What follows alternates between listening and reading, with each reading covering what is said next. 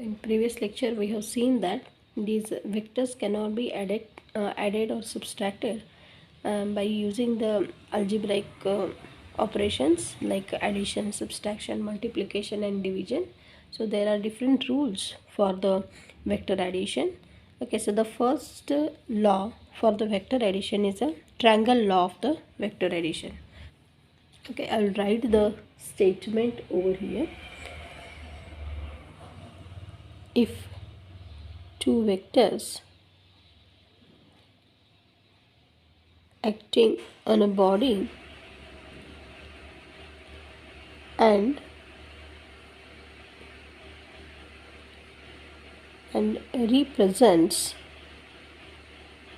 two sides of a triangle. So this represents both in magnitude as well as direction. Okay, this term is important. Represents both in magnitude and direction. Represents two sides of triangle taken in order, then third side represents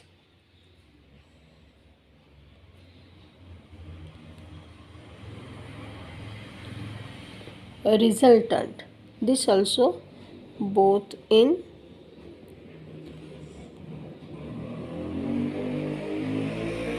magnitude and direction. Resultant taken in opposite direction.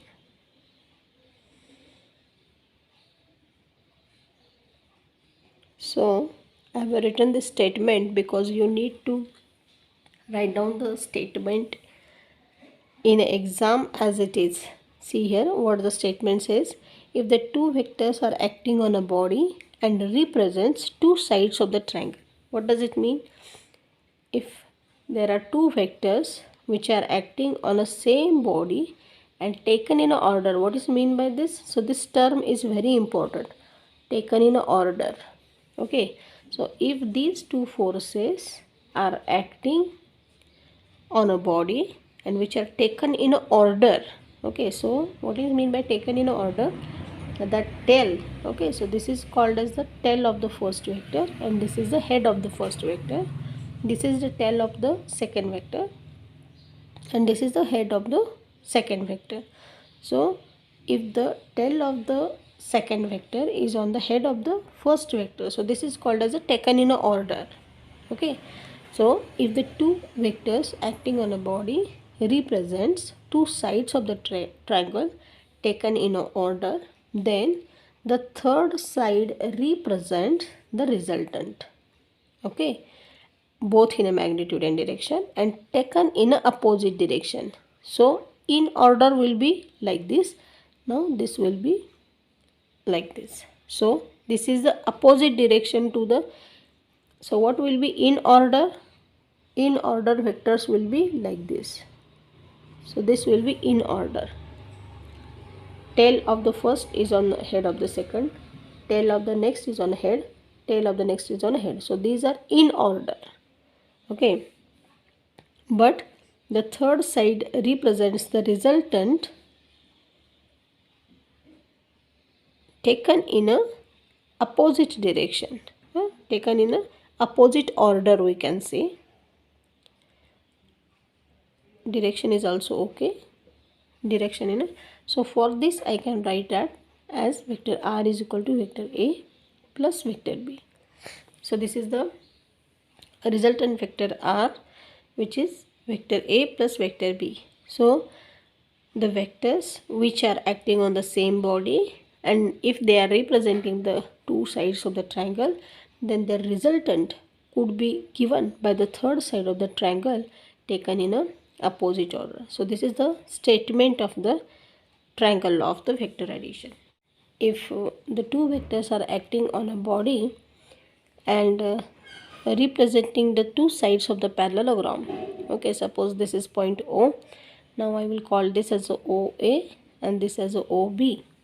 Okay, so if there are the 2 points, if there are the two vectors which are acting on a body and representing the two sides of the parallelogram, okay, so this will be a parallelogram.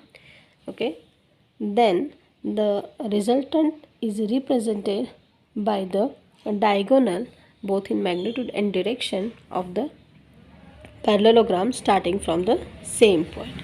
This is the statement. I will write the statement. So which says that if two vectors acting on a body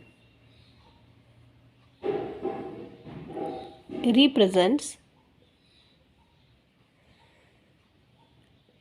two sides of parallelogram,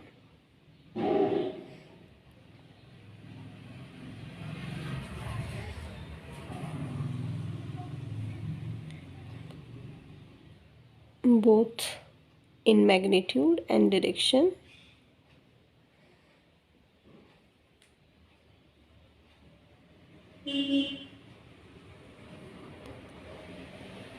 then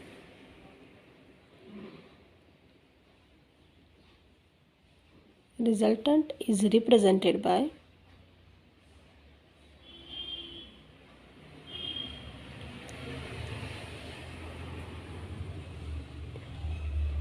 diagonal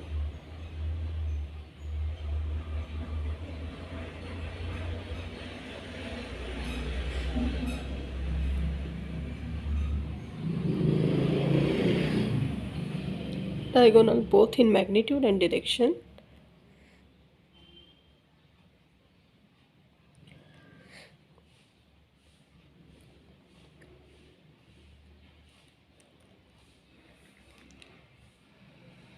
starting from same point.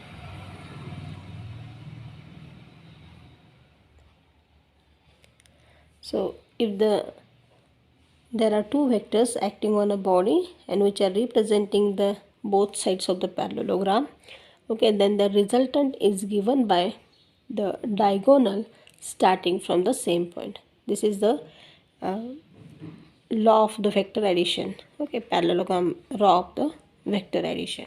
Okay, so let us draw a parallelogram. So this is point A, so this is vector A, this is vector B. Now if I complete the parallelogram like this, so this OA and OB, they are representing the two sides of the parallelogram,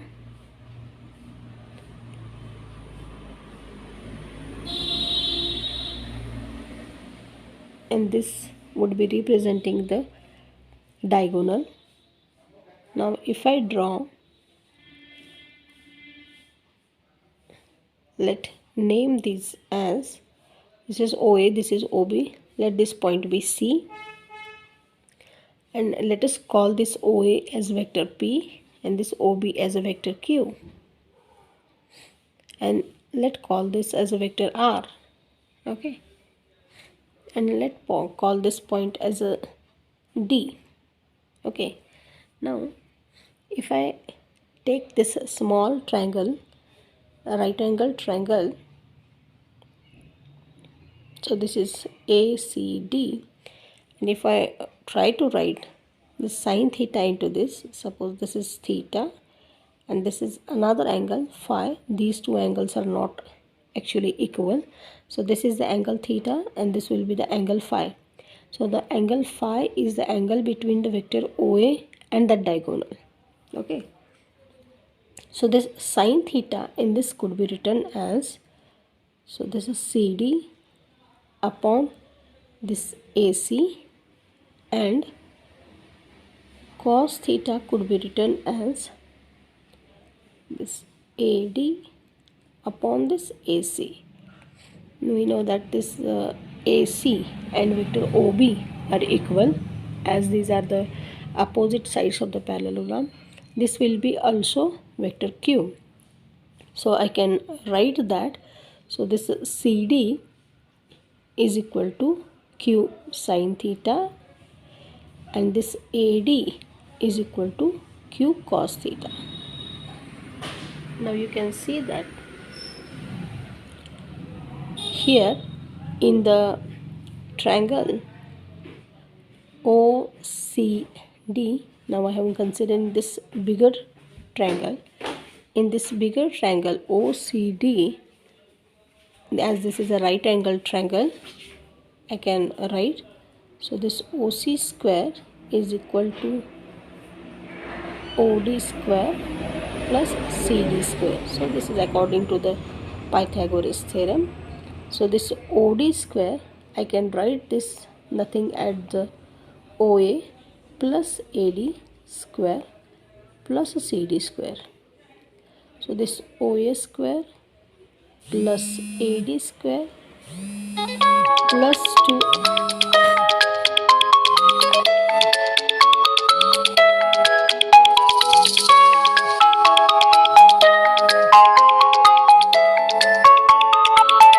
Now let us expand this bracket. OA plus AD bracket square is equal to OA square plus AD square plus 2OA into AD plus this CD square. Now let us add these two terms. So this OA square remains as it is plus 2OA into AD, it will remain as it is, plus AD square plus CD square.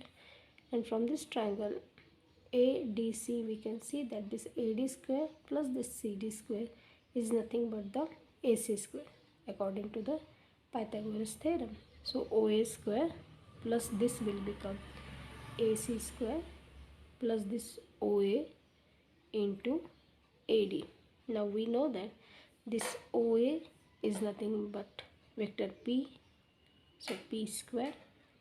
AC is nothing but vector Q, Q square, plus 2OA, this is 2OA, 2P into AD.